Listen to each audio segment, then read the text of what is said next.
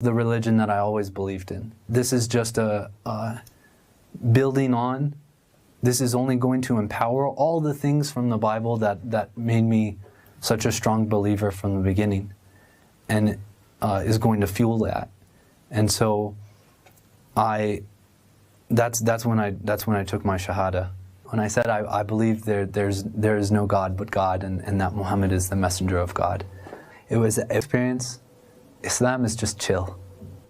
It's going to make your only concern and your whole state of being just one of complete relief and one of complete ease, and ease upon yourself and ease upon others.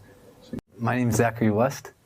I'm 28 years old, and I became Muslim 6 years ago when I was 22.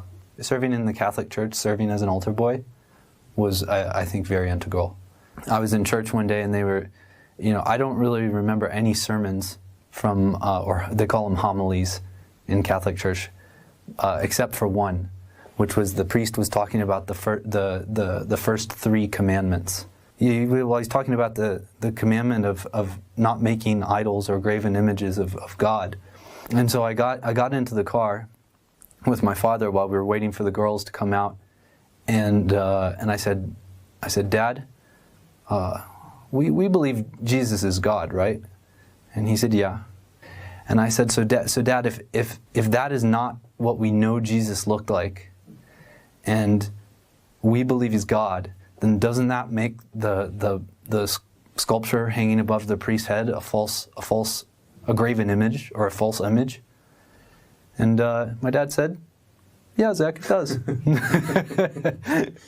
I took a comparative religions course in my sophomore year of high school. Our section on Islam was delivered very well by a nice Mormon lady. I remember turning to my friend, my best friend was taking the class with me. It was an elective. And I turned next to him, I looked across the road to him and I said, hey, Ryan, why don't we believe this? Most people, they're not as convinced of God as I am. And that if I go down this path, then I'm just going to be ostracized by everybody. And I'm going to be the biggest loser in school. I'm not going to have any friends. Again, I'm just going to be like this crazy God nut. I started to get scared because I didn't know anything. I didn't know much about Muslims, and I knew I was so angry over the wrongs that were being done in the world and what I was studying in school. I was very angry, and so I started to become concerned and worried that if I become Muslim, am I going to become a terrorist?